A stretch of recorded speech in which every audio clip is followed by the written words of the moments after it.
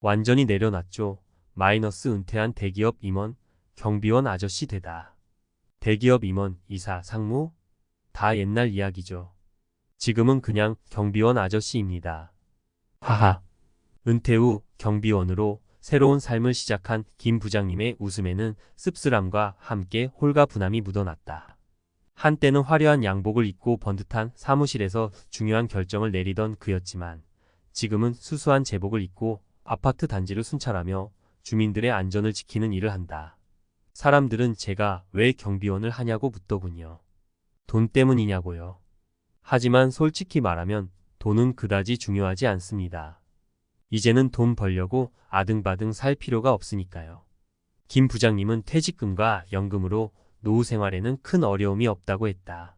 그럼에도 불구하고 그가 경비원 일을 선택한 이유는 무엇일까?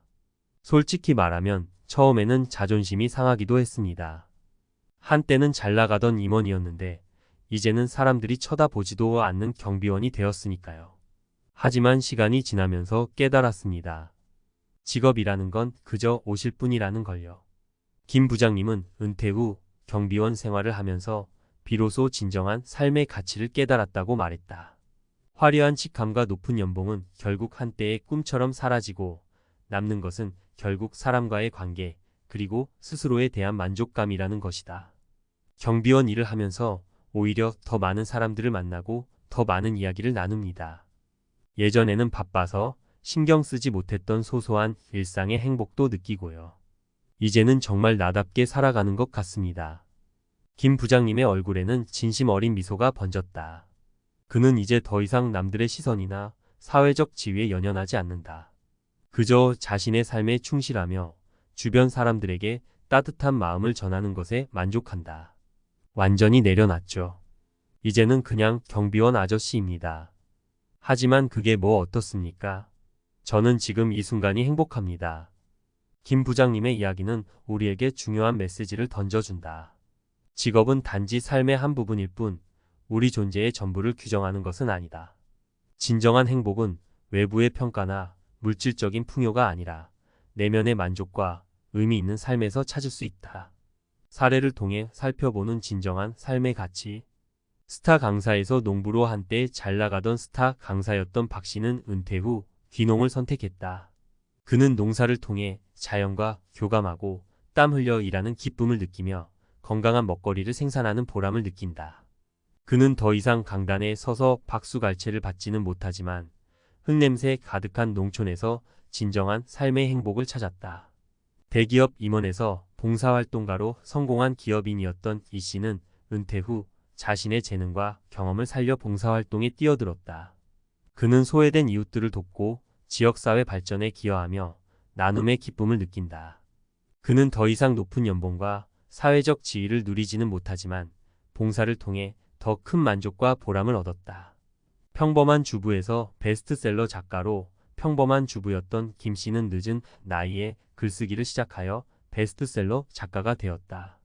그녀는 자신의 경험과 생각을 글로 풀어내며 독자들에게 위로와 희망을 전한다. 그녀는 더 이상 가정주부로서의 역할에만 갇혀 있지 않고 자신의 재능을 발휘하며 새로운 삶의 의미를 찾았다. 완전히 내려놨죠. 마이너스 행복의 과학, 그리고 김 부장님의 미소. 김 부장님의 이야기 참 멋지지 않나요? 이제는 그냥 경비원 아저씨입니다. 하지만 그게 뭐 어떻습니까? 저는 지금 이 순간이 행복합니다.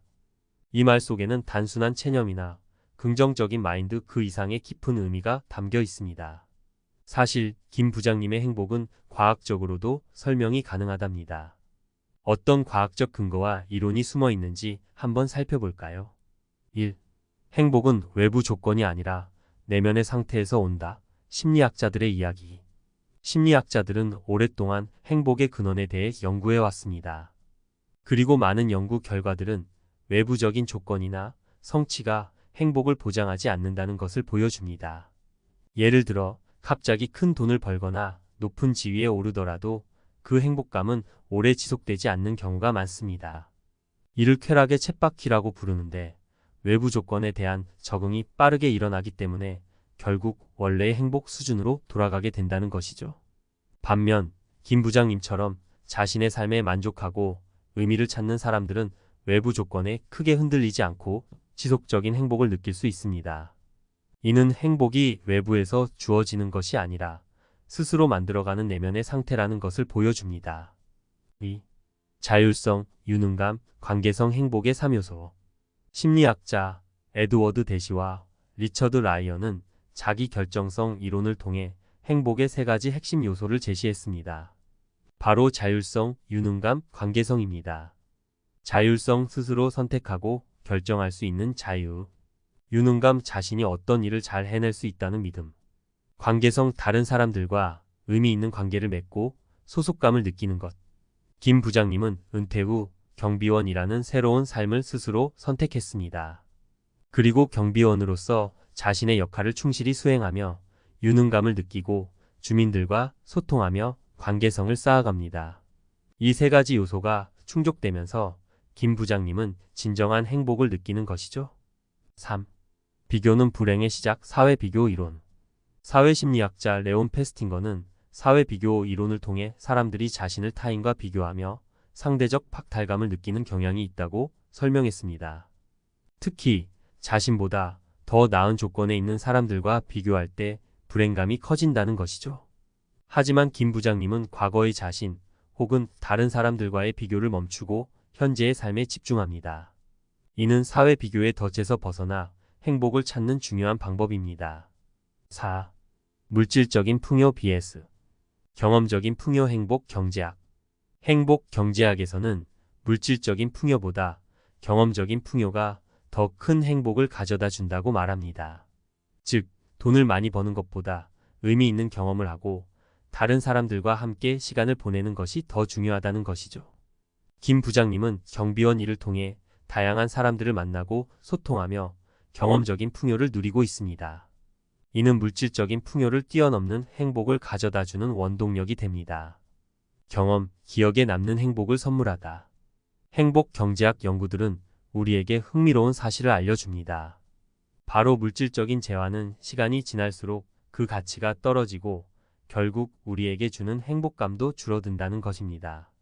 새로 산 옷이나 자동차는 처음에는 큰 기쁨을 주지만 곧 익숙해지고 더 새로운 것을 원하게 되죠.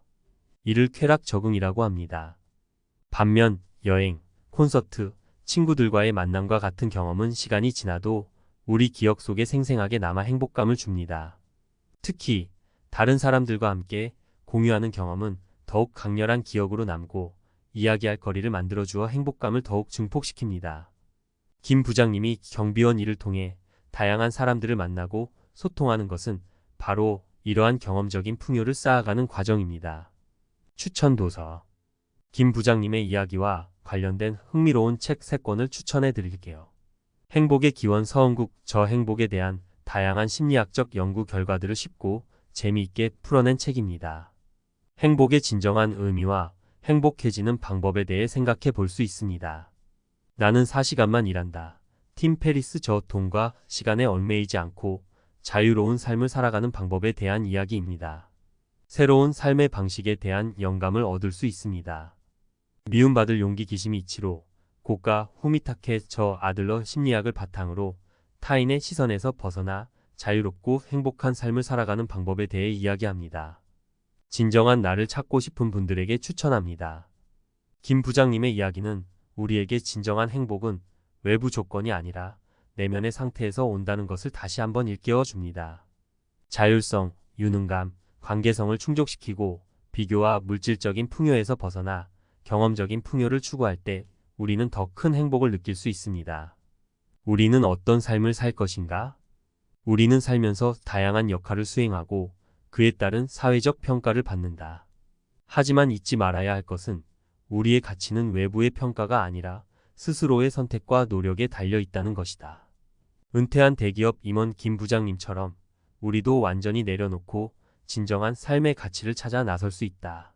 돈과 명예에 얽매이지 않고 자신의 꿈과 열정을 따라 살아갈 때 비로소 우리는 진정한 행복과 자유를 누릴 수 있을 것이다.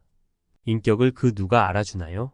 돈 없으면 바로 천덕꾸러기가 되는데 이런 생각은 이제 낡은 옷처럼 벗어던지자.